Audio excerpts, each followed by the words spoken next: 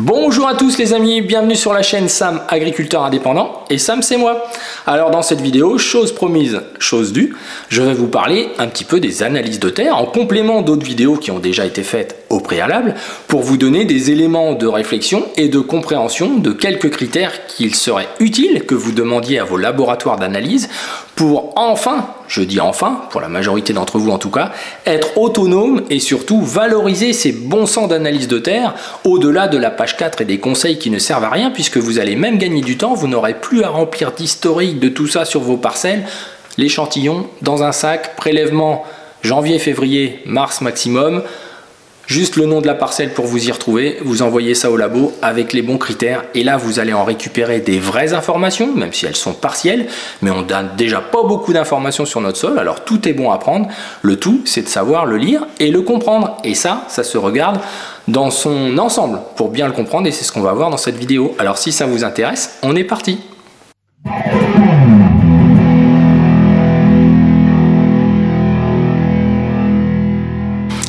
Allez, en route pour cette petite vidéo complémentaire sur les analyses de terre. En effet, vous êtes nombreux à régulièrement me solliciter par rapport à ça. Alors moi, c'est mon métier au quotidien avec nos partenaires agriculteurs, mais je n'ai pas vocation à commenter vos analyses ou à vous donner notre avis ou à vous conseiller éventuellement. Ça, c'est une étape que vous devez franchir ou pas, de travailler éventuellement avec nous. Mais là, l'idée dans cette vidéo, c'est de dégrossir les grandes lignes car il me semble qu'il y a beaucoup d'énergie gaspillée, beaucoup de connaissances qui ne sont pas utilisées et qui ne sont surtout pas transmises, soit pas transmises volontairement, soit par méconnaissance. Et je vous avoue qu'avec les années, je pense plutôt que c'est pour la seconde raison, par méconnaissance. Alors les analyses de terre, c'est vrai, sont un outil qui a été incorporé par les industries des engrais, il faut le reconnaître, pour donner une idée scientifique du pourquoi on allait mettre de l'engrais. Alors, avec les années, on s'aperçoit que souvent, l'analyse, ce qu'il en est retiré, l'analyse de terre, eh bien, elle n'est pas valorisée à son juste niveau, dans le sens où les observations qui sont faites dans l'analyse de terre ne servent pas pour la page 4, souvent, qui est souvent la plus regardée par les agriculteurs et par les techniciens, qui est la page des conseils qui vont être faits justement sur les engrais. Eh bien, il faut sortir de ça, c'est notre avis depuis toujours, ça fait plus de 20 ans que je vois des analyses de terre régulièrement, 6 à 700 par an, avec justement une absence totale de feuilles de renseignement. On fait un prélèvement à 25-30 cm, qui n'est pas du tout la profondeur d'enracinement, et on met dans le menu que l'on demande au laboratoire des critères qui nous semblent importants pour en déduire quelques infos au-delà de l'aspect chimique, puisque cette analyse de terre est avant tout une analyse chimique, mais elle peut nous permettre, si on y met les bons critères, d'avoir d'autres informations bien plus utiles sur le fonctionnement de votre sol, sur son état même presque biologique, alors en toute modération, puisque rien ne remplacera le profil de sol qui nous permet de regarder les 4 fertilités du sol, et ça c'est très important, de voir si tout ce qu'on voit dans l'analyse est réellement accessible sur le terrain, et ça c'est une nuance importante. Alors déjà pour commencer, vous dire que l'enracinement d'un blé, là nous sommes presque à la fin mars, on peut estimer en gros que le blé est aux environs d'1,50 m de profondeur, et ce, quels que soient les sols, si tout va bien. Voilà, s'il y a de l'aération, s'il n'a pas été entravé dans sa descente de 1 cm par jour au minimum, faites le calcul, si c'est semé au 1er octobre, bah voilà, on est en gros entre 1,40 m et 1,50 m, mais il se trouve qu'il peut y avoir des critères physiques qui empêchent les racines de descendre, des critères d'aération aussi, des critères biologiques, des critères d'excès d'eau, bon bref, tout un tas de choses qui font que. Alors on fait une analyse très superficielle par rapport justement à l'analyse des reliquats azotés, où là on va descendre, vous l'avez vu, jusqu'à 90 voire 120 dans certains départements, 120 cm. Là on se contente de 30 cm. Voilà, c'est la première modération qu'il faut avoir, mais c'est très important si on y met les bons critères. Alors la première chose qui peut être faite de manière régulière, c'est la texture, c'est-à-dire regarder quels sont les éléments minéraux dominants. La texture, vous savez ce que c'est on part de la roche pour aller jusqu'à l'argile, et il y a des étapes entre ce cheminement du sol qui se fait par l'activité biologique des sols, par les attaques racinaires, etc., etc. Je n'y reviens pas. Et donc, on va avoir les quantités de sable, les quantités de limon, de sable grossier, pourquoi pas la pierrosité, on va avoir le taux d'argile, et ça, c'est très intéressant de le faire, notamment de temps en temps, puisque l'on s'aperçoit que ça évolue aussi, malheureusement, avec les années. Alors, la texture, on n'en a pas toujours besoin malgré tout, puisqu'avec certains critères qu'on regarde, nous, derrière, et que je vais vous donner, on peut déjà savoir quel type de sol on a à faire par expérience, et c'est ce que je vais essayer de vous communiquer. Alors, on passe la texture, mais c'est vrai que le taux d'argile a une incidence très importante sur beaucoup de critères qu'on va regarder. Alors, le premier critère que l'on regarde, nous, ce sont les 2 pH. Le pH, c'est le potentiel hydrogène, c'est la présence d'hydrogène dans la partie liquide de votre sol, là où les plantes vont puiser de l'alimentation et des minéraux dissous dans cette solution, mise en réserve dans cette solution du sol. Et je vous avais expliqué une fois, il y a les liens des vidéos, que d'avoir un chiffre de pH n'a que peu d'importance puisqu'il fluctue tout au long de l'année et notamment celui qui est le plus utilisé dans les analyses de terre courantes, c'est souvent le pH haut. Et beaucoup d'agriculteurs nous disent « Oh, mais de toute façon, chez nous, on a 8 de pH, donc tout va bien, ou on a 7,5 ». Et il se trouve que si on ne fait pas une deuxième mesure, qui pour nous est capital pour pouvoir avoir une vraie information, c'est le pH KCl, c'est-à-dire c'est le pH le plus bas que vous pouvez avoir, c'est-à-dire le plus acide, pour ceux qui se demandent acide basique, plus le chiffre est bas, plus on va vers l'acidité. Je n'y reviens pas, il y a un lien sur la vidéo sur le pH que je vous mettrai dans la description qu'il faut lire aussi de temps en temps. Eh bien, certains agriculteurs qui ont 7,5 de pH haut peuvent se retrouver avec 6,5 par exemple, voire 6 de pH KCl, et ça peut changer beaucoup le sentiment que vous auriez par rapport à votre pH. Et ce qui nous intéresse, c'est l'écart entre ces 2 pH là, au-delà des chiffres, on va en parler après, mais l'écart entre 0 et 0,5 pour nous c'est bien, c'est que le sol il est solide, il est capable d'encaisser des variations de pH de manière forte, donc il modère ces transitions, puisque je vous ai déjà expliqué qu'entre 2 pH, il y avait 10 fois plus d'acidité ou 10 fois moins d'acidité, et ça c'est très préjudiciable si on veut relancer la dynamique biologique de ces sols.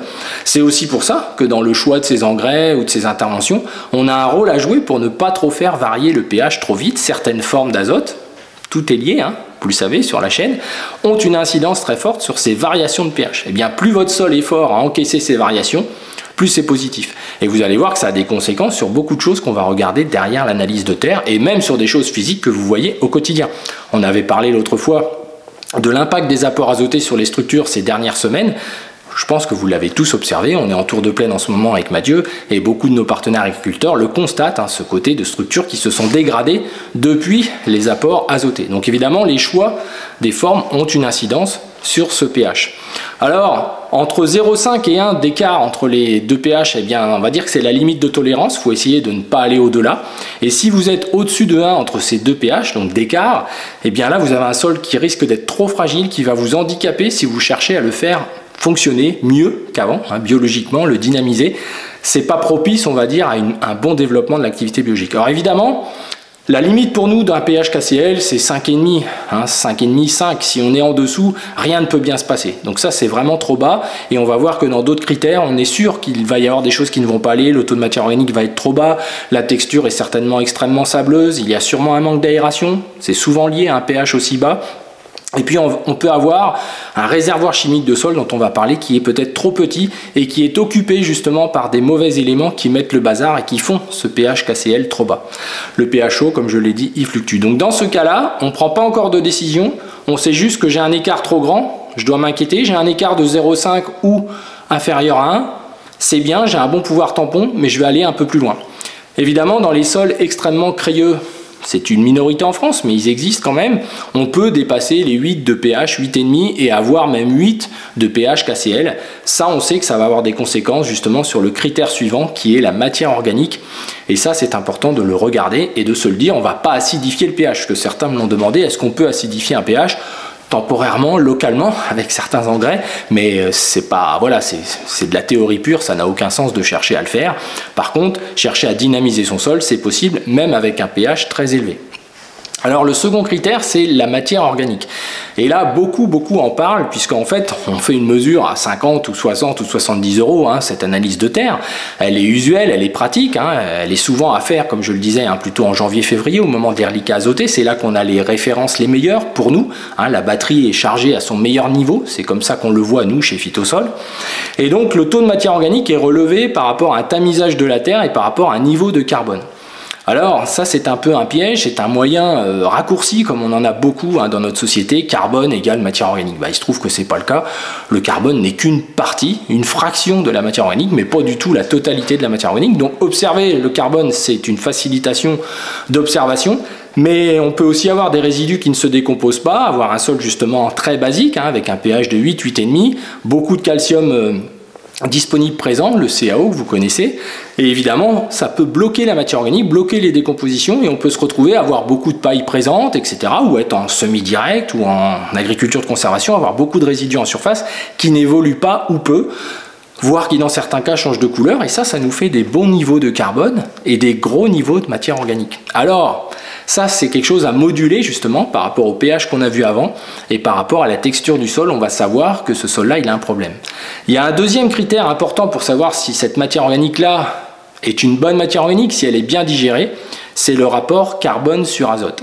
Je vous l'ai déjà expliqué, mais je vais le réexpliquer à nouveau. Le rôle du sol, c'est de vous faire un rapport carbone sur azote aux alentours de 10 à 11. C'est-à-dire dans cette fourchette de 10 à 11, on sait que votre sol digère bien. Je m'explique, si vous mettez un fumier de bovin ou un fumier de cheval très riche en paille, le rapport carbone sur azote est peut-être de 35-40 pour certains fumiers très pailleux, en vache allaitante par exemple. Eh bien le rôle de votre sol, ça va être d'utiliser l'azote qu'il a en réserve, son activité biologique, sa réserve facilement accessible dans l'humus labile, on appelle ça comme ça. Eh bien il va utiliser cette réserve pour digérer la paille. D'accord? Donc il faut cette réserve, c'est important. Le lien avec l'azote dont on avait parlé, etc. Vous voyez que tout est assez lié. Et donc, il va redescendre le C sur N. Vous apportez, vous, un lisier, un digestat, des fientes, donc avec un C sur N de 5, 6, 7 par exemple, eh bien le sol va utiliser son carbone, sa réserve d'humus stable, pour finalement remonter ce niveau de C sur N à 10 à 11. C'est ça son boulot. Quand je vous dis parfois, si vous enlevez la paille et que vous ramenez à la place des fientes, donc vous enlevez de la paille avec un C sur N de 25 ou 30 et vous ramenez une fiente à 6, eh bien en fait, c'est pas du tout la même chose. Vous vous dites, j'ai enlevé de la matière organique, donc j'en ramène une autre, donc tout va bien, je suis équilibré, j'ai mon P, mon K et tout le cinéma, sauf que vous êtes consommateur deux fois. Une fois en enlevant la paille, et une deuxième fois en amenant un produit consommateur de matière organique. Vous voyez, c'est très très important et c'est ce qui est fait au quotidien très souvent. Donc là, on a justement des informations, on a des C sur N qui peuvent être à 8, 8,5. On sait que ce sol-là digère trop vite, c'est souvent des sols chauds, sableux dans beaucoup de cas avec des pH légèrement acides. Vous voyez, on est souvent dans du 6, là 6,5 maximum dans le pH KCl, et justement on a des C sur N bas, donc ce sont des sols où là dans ce cas là il faudra ramener plutôt des produits amendants riches en carbone, pas des composts de fientes par exemple, entre guillemets. Si on fait des couverts végétaux, on les détruira plutôt vieux, on les laissera monter en carbone dans ces sols là à C sur N bas. A l'inverse, si j'ai des sols avec des C sur N supérieurs à 12, 13, 14 comme ça arrive, on a d'ailleurs souvent des taux de matière organique qui vont avec de 35, 40, 50, donc 5%, c'est ça que ça veut dire, 4%, 3,5%. Et là, les gens peuvent s'en satisfaire, alors qu'en réalité, ils ont souvent des C sur N à 13, 14, 15. Alors si on ne les fait pas, on ne le sait pas. Donc on est fier, on se dit, ah, ça fait 5 ans que je laboure pas, mon vieux, j'ai mon taux de matière organique qui est monté de 1,5 point. Ça n'existe pas en réalité. C'est faux, c'est archi faux. Mais c'est usuel et tout le monde est focalisé sur ce bon sang de carbone, alors que, comme je le dis toujours, du charbon de bois, ça ne fait pas pousser des plantes. Donc c'est très important d'avoir ce mixage. C'est une information, il faut la prendre avec la première, ce pouvoir tampon, ces deux pH que l'on a vu. Il faut se référer à la texture ou pas, mais comme je vous le disais, par rapport au pH et ce niveau organique, on sait un peu à quelle texture on a affaire. Et là, on arrive au troisième critère, on peut appeler quatrième si on prend la texture en compte, c'est la CEC, la capacité d'échange cationique. Il y a une vidéo sur le sujet, je n'y reviens pas. Je veux juste vous donner des repères de chiffres, puisque c'est ça le but de cette vidéo, vous puissiez vous-même observer vos analyses. Alors, les CEC varient en milliers équivalents par kilo, c'est une mesure chimique, je ne rentre pas dans le détail, varie de 20 à 40-50 dans certains sols. Ça, c'est des sols souvent sableux avec des teneurs en argile inférieures à 5-6%. Ce sont des sols assez fragiles avec des petites CEC, souvent avec des pH un petit peu bas, puisque justement, ils ont tendance à être chauds, sableux, peu argileux. Moins on a de potentiel argileux, moins on a de CEC, puisque cette capacité d'échange cationique est liée à votre qualité d'argile, la surface interne de l'argile, j'en ai déjà parlé, la qualité de vos argiles, ça c'est votre terroir. Votre seul rôle à vous, paysans, c'est de ne pas perdre cette bonne argile. Quand vous avez de la battance chez vous, par exemple, vous savez que vous avez perdu vos argiles, donc vous avez perdu de la CEC. C'est quand même un constat, avec tout ce qui va avec. La deuxième partie de la CEC, c'est la matière organique, sa qualité, l'humus. Et ça prend une carrière d'agriculteur à se créer, à se garder, à se conserver. Votre rôle, c'est au moins d'équilibrer la balance et voire de l'améliorer, ce qui serait l'idéal, puisqu'on l'a un petit peu consommé depuis une cinquantaine d'années, et c'est rien de le dire, et ça continue dans certaines régions, et j'aurai l'occasion d'y revenir, notamment dans les régions où on fait beaucoup de légumes. Là, on commence à marcher sérieusement sur la tête, notamment avec l'usage des engrais qui sont faits avec ces analyses de terre. Alors ensuite, les CEC peuvent aller de 70-80 milliéquivalents par kilo jusqu'à 150, 200. Et là, on est plus dans des limons. Vous voyez, limon argileux, on va passer les 200 souvent, les 200 milliéquivalents. Et puis ça peut monter jusqu'à 800 dans certains sols. Et ça, c'est lié aux qualités d'argile et à ce que l'on appelle leur surface interne. Leur capacité, on va appeler ça de rétention. Alors ça, en fait, c'est très important puisque ça correspond à la taille de votre réservoir. Votre cuve dans laquelle vous allez stocker les nutriments pour vos plantes. Une partie seulement qui nous intéresse dans les analyses de terre. Donc vous voyez, c'est presque le plus important de l'analyse. Et si je vous demandais là, c'est quoi ta CEC ? Ta CEC moyenne chez toi, c'est combien? C'est un chiffre que vous devriez connaître. Puisque vous allez voir que lorsque l'on tourne pour aller à la page 4, voir les conseils d'engrais, etc., on ne s'occupe plus de tout ça. Alors que jusque-là, tous les sols ont des résultats très différents sur ce qu'on a vu. Vous voyez, là, il y a une CEC de 70 sous les yeux. Dans cette analyse, j'ai une CEC de 230. Et dans l'autre analyse, là, j'ai 420. Ensuite, il y a un chiffre intéressant derrière cette taille, c'est la saturation de la CEC. C'est-à-dire, est-ce que votre CEC est bien remplie? Elle doit au moins être à 100%. C'est ça l'objectif. On peut être un petit peu plus. Il y a aussi des choses qui sont faussées par la méthode d'analyse, mais en gros, 100, 110, 120%, c'est ce que tout le monde devrait avoir. On peut un petit peu saturer plus que les 100% un réservoir de sol par justement la présence de cations comme le calcium, le magnésium, qui sont les liens qui retiennent vos éléments et qui font les échanges surtout. C'est la monnaie d'échange de votre sol et ça, c'est très très important. On a souvent un petit camembert qui nous donne la répartition dans la CEC des éléments qui y sont présents. Vous ne devez jamais avoir d'hydrogène dans ce camembert, jamais dans la CEC, car l'hydrogène met le bazar dans le sol. Un des moyens d'en avoir de l'hydrogène, c'est un manque d'aération, c'est un manque d'éléments solides, comme les cations, donc c'est-à-dire du calcium, du magnésium, qui fait le lien et la force de votre sol. Si votre sol ne se tient plus, il s'écroule, il perd son aération, il engendre des fermentations négatives dans votre sol qui engendrent l'acidité, la présence d'hydrogène dans la partie liquide du sol. Quand il y a de l'hydrogène, c'est de la place perdue pour des éléments utiles pour vos plantes et souvent ça fait dysfonctionner l'alimentation de vos plantes. Et là, vous pourrez toujours faire des analyses de sève ou tout un tas de cinémas aujourd'hui qui sont arrivés maintenant après les analyses de terre, puisque après avoir pris le sol pour un pot de fleurs, maintenant on fait semblant qu'on en a bien pris conscience, alors que c'est pas vrai dans les faits. Et puis maintenant, on analyse la plante pour voir si on a besoin de rajouter du vasipépère. Sur le fond, je trouve ça ridicule. Si on s'intéresse vraiment au sol, qu'on veut un bel enracinement, une belle exploration, une belle aération, on ne va pas corriger les choses comme un chimiste en fonction du sens du vent, s'il y a besoin de ci ou ça. Le but, c'est que la plante ait tout ce qu'il faut de manière équilibrée et harmonieuse. Et notre expérience d'une vingtaine d'années sur la réduction sérieuse et drastique de certaines formes d'engrais, de faire les bons choix de ce que l'on amène dans les sols et de favoriser tout ce qui est aération, verticalité, etc., eh bien, on se rend compte que nos teneurs, puisque ça c'est le 4e critère, les teneurs qu'il y a dans le sol en phosphore, en potasse, en calcium, etc., et bien là, vous allez voir qu'on s'en fiche presque un petit peu, puisque dans les sols calcaires, on sait qu'on aura des teneurs toujours mauvaises en phosphore et on aura beau en amener des tonnes, et c'est ce qui se passe dans beaucoup de régions avec un résultat égal à 0, on n'arrivera jamais à remonter ces teneurs, qui sont, je le rappelle, que les parties solubles de ce qu'il y a dans votre sol. Avec une analyse à 1500 € faite au LAMS ou dans un autre laboratoire américain, anglo-saxon ou allemand, vous n'obtiendrez que 5% de ce qu'il y a dans votre sol sur 25 cm, vous vous rendez compte, donc il faut en tenir conscience parce que ça c'est quelque chose qui est ridicule et nous on s'aperçoit qu'en réduisant très très fortement, voire en ne mettant plus certains engrais comme la potasse qui dans 99% des sols que l'on observe n'est pas nécessaire d'être apporté,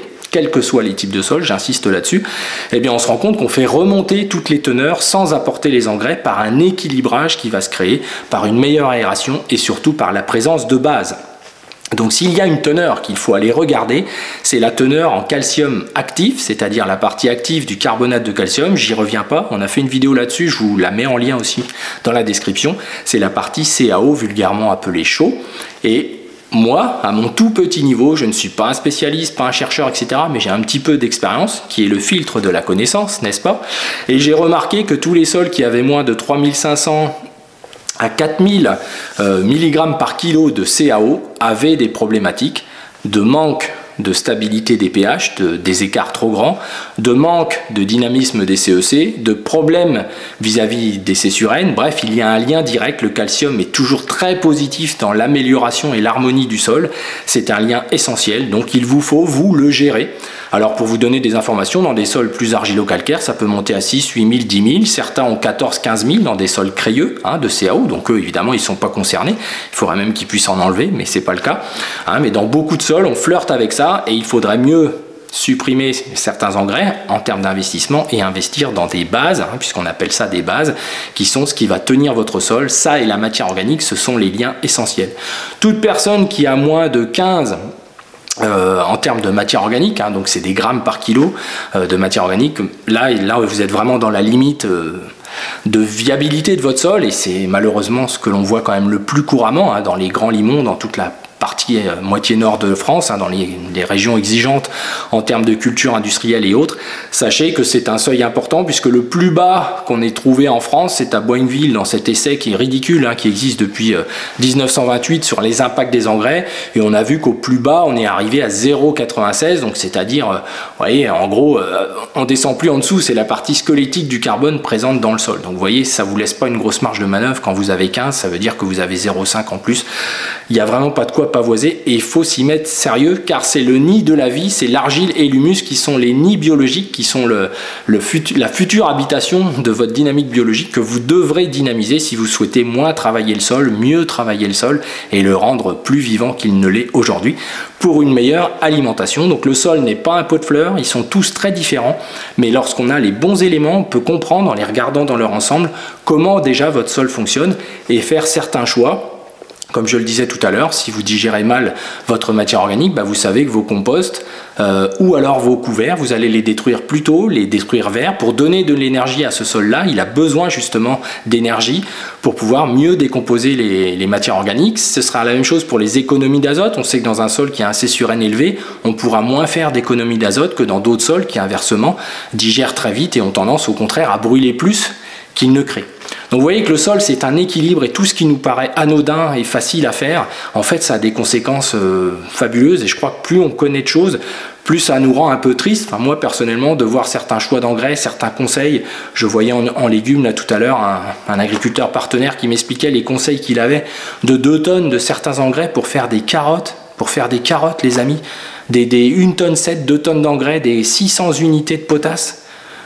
Plus de l'engrais chimique rajouté, puisque là c'était pour les formes organiques, mais on est complètement tombé sur la tête, c'est ridicule, parce que si la CEC, et c'est le cas puisqu'on est dans des sables dans le bord de la mer, autour de la Manche par exemple, on a la même chose dans la Marne ou dans l'Aube, où il se fait des pommes de terre, il se fait des poireaux par certains endroits, il se fait des betteraves, et de la luzerne, et on y met des quantités d'engrais qui ne tiennent pas dans le réservoir, puisque la fameuse CEC dont je vous ai parlé est très différente et dépend de la qualité de l'argile du secteur dans lequel vous êtes, de la qualité de votre matière organique. Bref, c'est quelque chose de très intime et lié à vos terroirs, et en fait tous les conseils ne sont pas du tout par rapport à ça, mais par rapport à la culture, les amis. Et c'est là le grand mensonge, c'est qu'en fait, tout technicien que vous aurez en face de vous va vous parler de la culture que tu fais. Si tu fais une betterave, oui, par rapport à ce que tu as fait avant, ce que tu as mis, etc., il te faut 200 unités de potasse. Eh bien, ça ne marche pas comme ça, puisqu'un sol qui a comme là la 75 de CEC, il est incapable de stocker peut-être plus de 30-40 unités de potasse. C'est ça la réalité. Et puis la potasse est un des éléments préférés du sol et va justement virer d'autres éléments de votre CEC et notamment participer à l'acidification forte de votre sol. Bref, je rentre plus dans le détail, je pense que j'ai déjà été un peu trop loin pour certains. En tout cas, prenez le temps éventuellement de relire, de réécouter cette vidéo, de relire la description, de regarder les autres vidéos. N'hésitez pas à échanger entre vous, toujours avec courtoisie, je vous invite toujours à le faire, c'est très très important, on se respecte, on n'est pas pour ou contre, on est là pour échanger, pour essayer d'avancer ensemble. Voilà les amis, alors écoutez, je vous dis à bientôt pour une prochaine vidéo où je pense qu'on va parler des produits phytosanitaires et notamment des changements d'indicateurs qui vont avoir de grandes conséquences et qui ont déjà des grandes conséquences pour l'avenir de l'usage des produits à terme, et c'est très important d'en parler je pense, ou de remettre ça au goût du jour. Alors je vous dis à bientôt, pensez à vous abonner, pensez à liker cette vidéo et puis à la prochaine.